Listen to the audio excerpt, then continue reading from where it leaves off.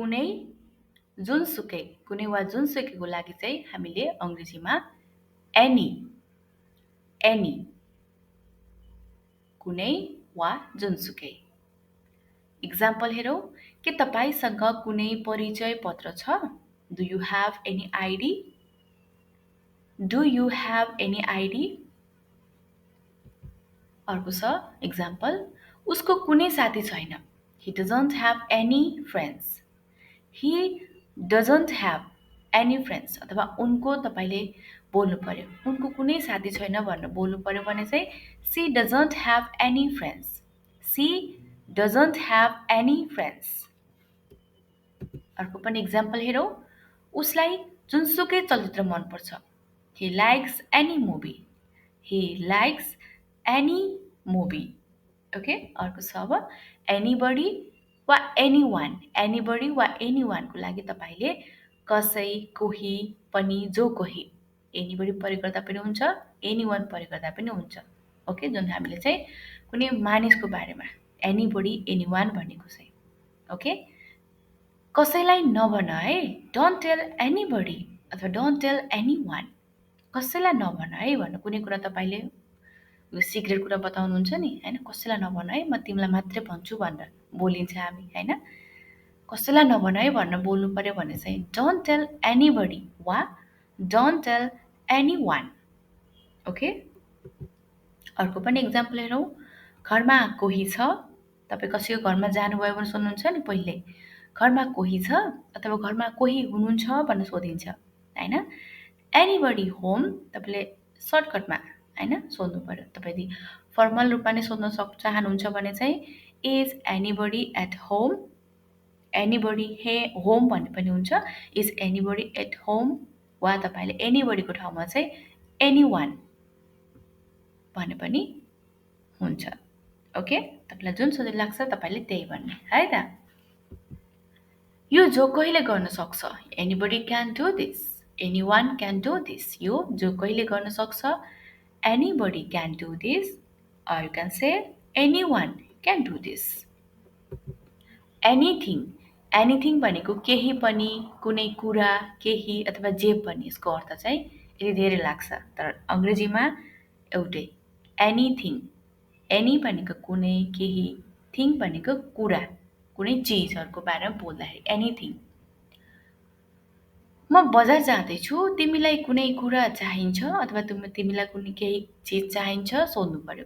तपाईँ बजार जाँदै हुनुहुन्छ अनि सोध्नु पर्यो घरमा कसैलाई चाहिँ, म बजार जाँदैछु, तपाईँलाई केही चाहिन्छ, केही कुरा चाहिन्छ, केही ल्याइदिने हो हैन भनिन्छ नि हामीले। तपाईँले सोध्नु पर्यो भने चाहिँ I am going to the market, do you need anything? I am going to the market, do you need anything? अर्को छ इक्जाम्पल। तपाईँले जवाफमा चाहिँ कसरी दिन सक्नुहुन्छ त? मलाई केही चाहिँदैन। No, I don't need anything. Question सोध्दा पनि तपाईँले एनिथिङ भनेर प्रयोग गर्नु सक्नुहुन्छ। र एन्सर दिँदा पनि मलाई केही चाहिँदैन भन्दा पनि के त? No, I don't need anything. No, I don't need anything. Okay, यसले केही पनि खाँदैन। It doesn't eat anything. It doesn't eat anything. उनी जे पनि गर्न सक्छिन्। She can do anything. She can do anything. उनी जे पनि गर्न सक्छिन्। She can do anything. अर्को छ एनी हाउ। एनी हाउ जसरी पनि, जसरी तसरी, एनी हाउ। मैले जसरी पनि यो गर्नुपर्छ। I have to do it anyhow. I have to do it anyhow. मैले यो जसरी पनि गर्नुपर्छ। I have to do it anyhow. म यसलाई जसरी पनि गर्नेछु। I will do it anyhow. I will do it anyhow. अर्को छ इक्जाम्पल हेरौँ। Anyway. एनी वेको अर्थ पनि तपाईँको के हुन्छ त? जसरी पनि, जसरी तसरी। यसलाई पनि तपाईँले एनी हाउ वा एनी वे दुईटा मध्ये एउटा प्रयोग गर्न सक्नुहुन्छ। ओके, यसको अर्थ के हुन्छ त? सेम जस्तो नै लाग्छ। ओके, म यसलाई जसरी पनि गर्नेछु। I will do it any way. यता पनि हामीले I will do it any how एउटै वाक्यलाई भनेका थियौँ। Same I will do it any way.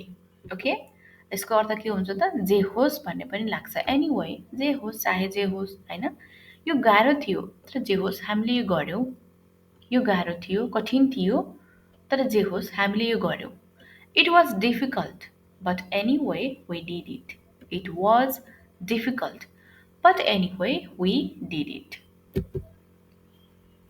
जे होस् तपाईँले सक्दो प्रयास गर्नुभयो anyway you tried your best anyway you tried your best कहीँ कतै पनि वा जहाँ पनि को लागि चाहिँ एनी वेयर भन्ने बित्तिकै त लोकेसन कुनै ठाउँको बारेमा सोध्नु पर्यो अथवा बुझ्नु पर्यो भने चाहिँ एनी वेयर एनी वेयर जाउँ न त कतै जाउँ जहाँ पनि जाउँ होइन कहीँ कतै भन्नको लागि चाहिँ एनी वेयर म नआइपुगुन्जेल कतै पनि नजानु है don't go anywhere until I arrive तपाईँले कसैलाई बोल्दै हुनुहुन्छ तपाईँ कतै जाँदै हुनुहुन्छ कसैलाई तपाईँले फोनमा अथवा छुट्टिने बेलामा तपाईँ घरबाट निस्किँदाखेरि होइन बोलिन्छ नि हामीले म नआउपुगिन्जेल कतै पनि नजानु है भनेर चाहिँ होइन don't go anywhere until I arrive don't go anywhere until I arrive okay अर्को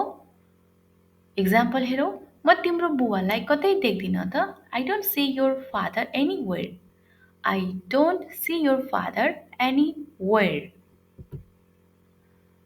एक्लै कहिले पनि कतै नजानु never go anywhere alone never go anywhere alone एक्लै कहिल्यै पनि कतै नजानु कुनै ठाउँ नजानु भनेर बोल्नु पर्यो भने नेभर गो एनीवेयर अलोन अर्को छ एनी टाइमको अर्थ हुन्छ जहिले भए पनि वा जुनसुकै बेला तिमी जुनसुकै बेला आउन सक्छौ अथवा कुनै पनि समय पनि यसको अर्थ लाग्छ तिमी कुनै पनि समय अथवा जुनसुकै बेला आउन सक्छौ you can com any time भनिन्छ नि हामीले तिमी जुनसुकै बेला तिमी जहिले पनि आउन सक्छौ तिम्रो लागि बाटो सधैँ खुला छ होइन यसरी बोल्छौँ हामी राइट सो एनी टाइम भनेको त जहिले पनि जुनसुकै बेला वा कुनै पनि समय तपाईँ के बोल्नुहुन्छ त होइन त्यसको अर्थ के लाग्छ त any time you can com any time मलाई जहिले भए पनि फोन गर्नु कल मी एनी टाइम तपाईँको मन जति बेला हुन्छ मलाई कल गर्दा हुन्छ होइन any time call me any time any more अब उपरान्त केही समयदेखि वा हिजो आज यसको अर्थ लाग्छ मलाई अब उपरान्त फोन नगर don't call me any more तपाईँलाई कसैले फोन गरेर हैरान पाइरहेको छ सताइरहेको छ भने चाहिँ बोल्न सक्नुहुन्छ don't call me any more मलाई अब उपरान्त आजको दिनदेखि के त फोन नगर don't call me any more okay अर्को छ म अब उपरान्त पिउँदिनँ I don't drink any more okay अब म पिउँदिनँ I don't drink any more अर्को छ सम केही वा अलिकति मलाई केही पैसा चाहिएको छ आई निड सम मनी मलाई केही पैसा चाहिएको छ आई निड सम मनी के तपाईँ मलाई केही पैसा सापटी दिन सक्नुहुन्छ can you lend me some money के तपाईँ मलाई केही पैसा सापटी दिन सक्नुहुन्छ can you lend me some money के त सापटी कसैसँग तपाईँले माग्नु पर्यो भने चाहिँ यसरी माग्ने अङ्ग्रेजीमा okay can you lend me some money okay